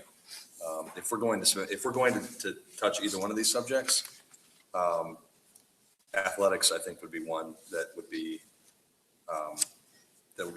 worth taking on. I understand that there are folks that probably live near the 2 miles that it makes it a little bit of a hardship for them. But from my personal experience, and I try not to typically use my own personal experience sitting here, but and I would of course welcome anybody else's thoughts on this, but I don't think that there's anything unhealthy about our kids walking or riding their bikes to school, and I don't think this is an issue we need to touch right now. When we moved the routes from certain schools all to the 2-8 building, didn't that restore a certain amount of busing? It did. Just as a refresher, you'll remember that conversation, that the length of the drive to the new 1-8 building is almost a half a mile. So it added eligibility for people when that became the new source of measurement.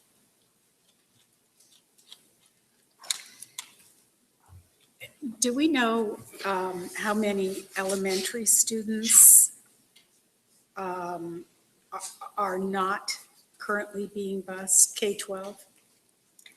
I believe that number is about 200. Is that accurate, Mr. Sawyers? I'm the old guy on the committee, so I'm old enough to have walked to school,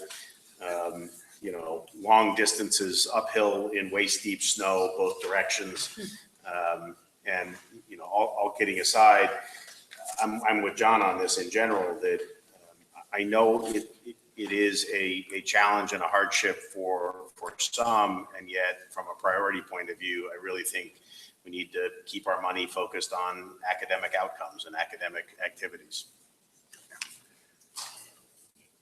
I would, since you called yourself the old guy, I can guess I sort of call myself the young guy, at least relative to the ages of kids in school. Again, I think priorities are, agree with John and agree with Phil relative to academics, and that athletics may come second based on the number of kids that are impacted. I do think at some point the time may be right to address this. I have said campus was set up to have centralized campuses. It's not neighborhood schools that are set up for walking. Safety for someone like myself who lives right on that barrier, and I was a recipient of multiple letters going back and forth, year in, year out, and the prospect of walking our, at the time, first graders to school was not something that was going over well on our street, and you all were here. You understand the issue. So particularly in those younger ages, I mean, the safety issue and we can achieve great academic outcomes with getting our kids to school safely. At some point, I think needs to be revisited. I know that a lot of effort was made, and the effort has been put into bringing back the routes for many, and those impacted have been reduced over time. So I would like to, just as I indicated relative to athletics, let's look and see if there are ways to be creative. Let's cut costs relative to if there is a way to do this on marginally cheaper across the board to bring back that K-5 busing. That's something that I feel like at a minimum needs to be looked at from a safety perspective. And ultimately, getting back to the spirit of how this campus was put together, feel like if we can do it for the entire community, because if you are one of those homeowners sitting on the line, it's just bad luck. But I realize we've got athletics impacted, we've got academic issues, and this all needs to be looked at in a broad context. I actually agree with you, Paul, that I sort of look at this as the third layer of restorations, if you will, or change. But I've never really liked the idea of not offering busing to all of our K-5 students. So again, am I willing to give up 3 teachers to make that happen? No, I'm not. But I certainly support your idea that it's worth taking another look at. And if there's a way that we can make that happen for the youngest students, then I would certainly support that idea. Just to be clear, I don't want to sound like the grumpy guy up there. But I don't think anybody wants to reduce busing. I don't think anybody wants to have our kids paying $625 a sport. I just think the community has spoken over the last couple of years pretty strongly, and I just, this is the response. Now, if people want to revisit these issues, we can have that conversation. But I think we all recognize that, the messages we've received have been loud and clear, and the emphasis needs to stay in the classroom. So I am, again, very sympathetic to the pay to play. I am very sympathetic to the lack of busing. And, but again, I think as a community, we need to really have a conversation about this. Then we asked when this all originally happened to have the conversation when the cuts were initially announced.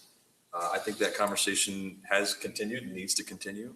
Paul, you bring up a good point. That if you are at 1.9 miles away, you can call it bad luck, you can call it whatever. That's not fun, particularly when some of the cold, snowy weather we've had. But what is our priority? What are our priorities? And I just think we need to continue to have that conversation. And if we decide as a board, if the community decides that we'd prefer to have that busing over some teachers, I can be supportive of that. I'm not sure that I agree with it, but I can be supportive. Can I just make a suggestion then?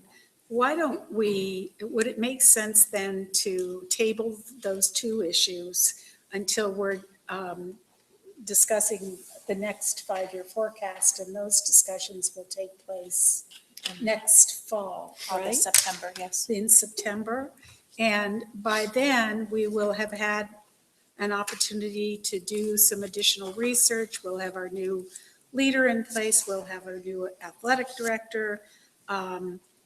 It seems that we'll also have another year of experience. So my recommendation would be that we give the administration authorization to go ahead with the staffing plan, but to hold these 2 other issues at this point in time.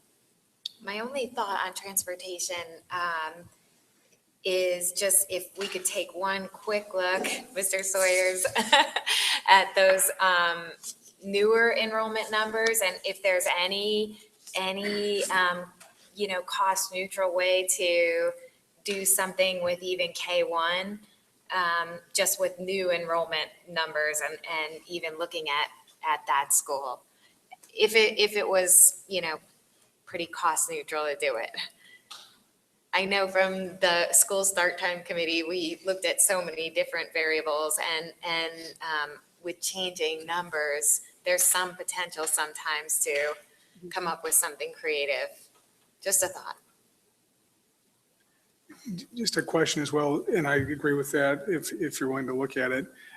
Are we limited to waiting until the fall, or can we address this over the summer? Is there any reason we couldn't, as we have new leadership and as we have a new athletic director, if they had recommendations they wanted to bring to. Sure. You can make changes to the forecast anytime. I just have 2 periods where we're required to have the board approve and submit. So certainly we could work with that over the summer months and make changes.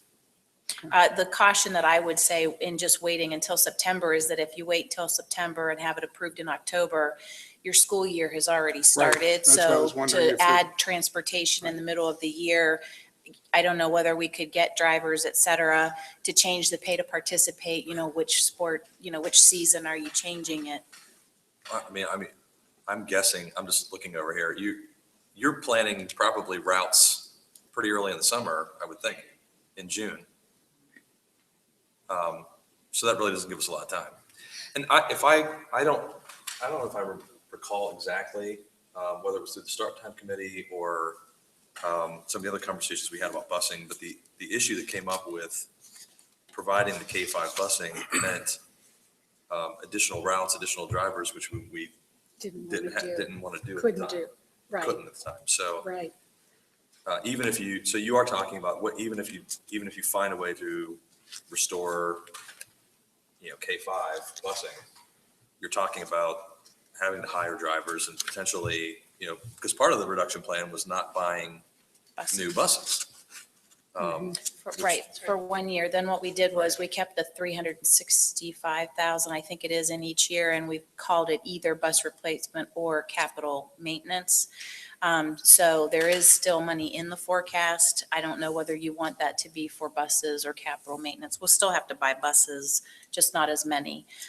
The other thing to think about is that when you look at the sheet that I passed out that has the different number of staff, there are 6 classified staff in the forecast for next year. And at this point, we've only identified 1. So as far as hiring drivers, depending on what you restore and how many you have to hire, that could already be part of the plan as we work through the classified staff identification. Again, any of those positions, if we don't, we're not filling them just to fill them. So, keep that in mind too, but there are positions already in the forecast. So if it were just 2 or 3 routes, it wouldn't impact the numbers that you see in this forecast.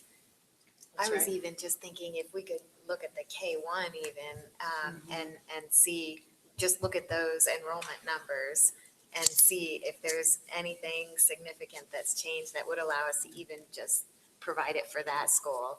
Right. Part of the complexity there is K-5 rides a bus together. And so, we have to Michael's looking at revisit all the work of our school start time committee that you know so well that looked at a variety of scenarios that could look at that differently. So so I understand, Becky, this in the forecast, the drivers are in the forecast. No, there Classified are, staff are in the forecast that have not been Okay. identified. So if the board decided that one of the best things to do was to restore K-1 busing, and it took 1 driver or 2 drivers, it wouldn't change the numbers in the forecast because we've only identified 1 of those classified staff. Now, any staff that we don't fill, you're reducing the expenditure, but adding those routes wouldn't change the forecast unless you went over the 6 that are already in there. Okay. But it is still money spent. Yes. that's correct. And if we choose to spend additional funds, whether it's budgeted or not, if we choose to spend it on busing, that's funds we're not spending on something else. That's correct. So the money isn't free just because it's in the budget.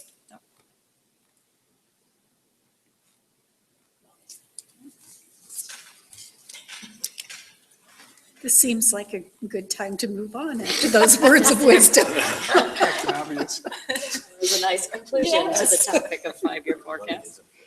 The next topic is administrative contracts. I sent you the templates for the 5 types of administrative contracts about 2 weeks ago.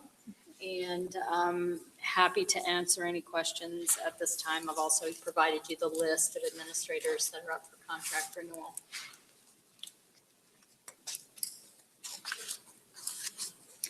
Questions, comments? I think we're good. And then then that brings us to your topics.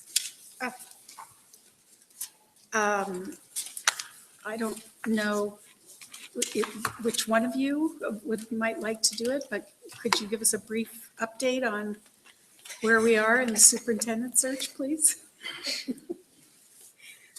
Sure.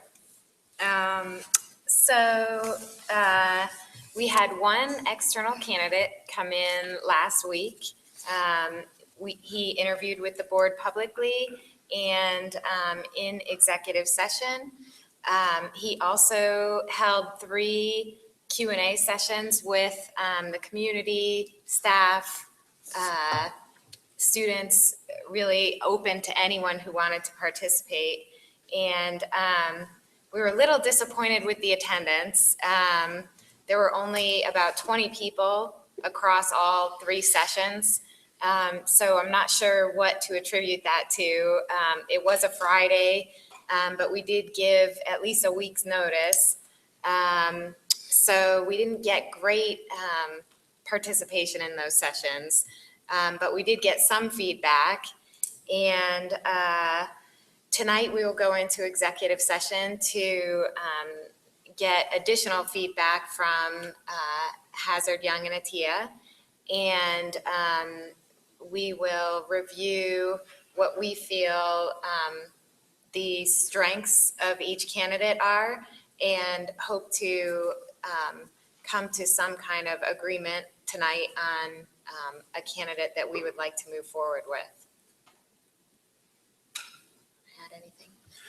Yeah, and I mean, despite the relatively low attendance, I still thought it was an outstanding opportunity to meet with Dr. Gurel, give the community an opportunity to meet Dr. Gurel, to see him personally, ask questions directly, and I thought it was an important part of the process, and appreciate the time everybody took last week to participate in that. So.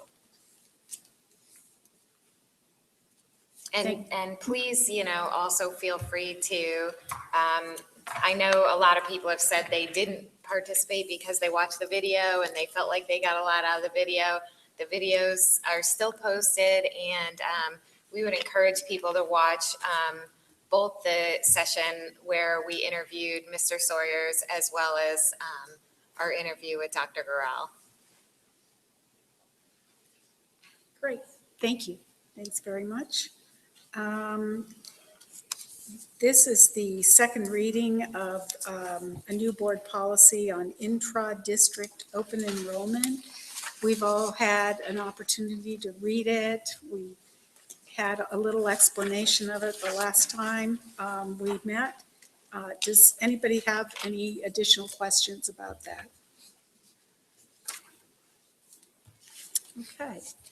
That brings us then to public participation. Has anyone signed up to speak this evening? Thank you.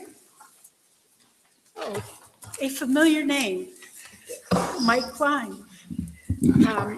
Mike, will you share your address with us, and welcome to the meeting. President Kohler, thank you very much for having me. Board members, my name is Mike Klein, 5406 Bullfinch Drive. And that is on the far west end of the district. So my kids ride the bus, but if they could walk, they would, because like Mr. Darrow, I had to walk all 12 years of my educational years in school. But I come before you tonight, and I've had the opportunity to talk to some of you, and I appreciate that. I didn't know whether I was going to speak tonight, and I know how difficult your jobs are. I do, trust me. So I appreciate the service, whether I agree with the decisions made or not, because it is tough work. So I do appreciate that. I come to you tonight to talk about pay to participate, as many of my former colleagues know that I'm extremely passionate about. I do want to provide, knowing that I have a limited amount of time, I do want to provide some data. I know Dr. Domine and Ms. Jenkins have probably worked with the athletic department to garner this data, but I also have it. And to help Mr. Darrow out, not counting this spring, which, they're always looking at final numbers up until, about now. We have 131 less students participating over the last 3 seasons of $625 versus when it was $50. So 131 less. I have the utmost respect for Dr. Dominy, but I would like to point out that as the father of a track athlete, it is absolutely not a specialized sport, and that a lot of kids run it for fun. And I will use my sophomore as an example, who has all but one of her classes are honors, AP, or college credit plus. So she is in a lot of rigorous coursework. But she said to me the other night, Dad, I'm doing 4 to 5 hours of homework every night, and that hour and a half I get to run really helps me. And she is not an all-state runner. She just likes to run. With all due respect to my sophomore, she's exceptionally average at running. But it helps her. Yeah, she'll let me know about this tomorrow probably. Or there's probably a text on my phone. So our numbers are dropping dramatically, track more so than any others. I understand, look, academics do belong first. I've said that publicly when I sat in your seat, and I totally agree with that. Like I said, my sophomore is in AP, College Credit Plus, honors classes. My middle school student, who I talked to Mrs. Gonda earlier this year about some classroom issues that I felt were important because academics are important. She was one of those students that had close to 40 kids in her science class. So I get it. I totally get it. We do need to put academics at the top of the list. But I would be remiss to remind everybody that athletics is such a key component to the co-curricular overall experience of your high school career. I had the good fortune to win a number of academic awards back in high school, but my most fond memories are of the district championship I won as a member of a soccer team, and also playing high school baseball with St. Louis Cardinals manager Mike Matheny, who also went to Reynoldsburg High School, where I graduated from. Those memories are just as important to me as my awards for writing, my awards for journalism back in high school, which were all academic based. So as you look through the whole budget, and I know when we made the decision to go to 625, there was a lot of controversy around that. But I also know that our budget's a little bit different now, based on some funding mechanisms that have come into play. As we enter year 3 coming into the fall, I would encourage you to continue to look, and I know President Kohler said perhaps at table it, Mr. Newmoff perhaps said, can we continue to look at it through the summer? I appreciate that. I think I would encourage you to continue to look at that because, as we know, families are making tough decisions as to what to do. We had to make a decision whether to continue to keep my daughter in track or participate in youth and government, which is going on at the State House this week, which is also a cost to our family. So these are the decisions every day that families are making. Not everybody can afford 625, especially with multiple students in middle school. 30 seconds. Oh boy, I better hurry up. So I would then ask the chair to have an additional minute if I was doing this correctly. I might actually use this. I was never good at my 5 minutes, so I apologize. But our kids will continue to miss out on opportunities almost solely on income level, and that's what concerns me. Not that I don't want academics to continue to be the driver, but I would continue to ask you to look at the whole experience that a child has. The ability to run after school with a team that helps a child dive back into rigorous academic work. All that stuff is important.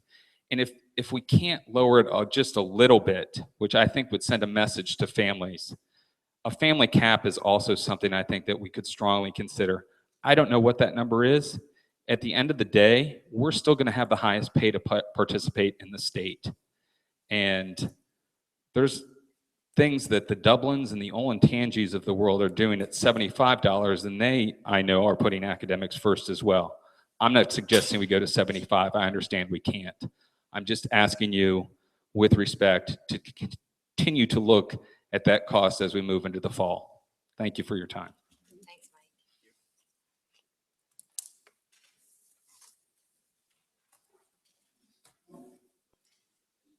Mike. Mike, I think we should have used a timer on you when you were sitting on the board.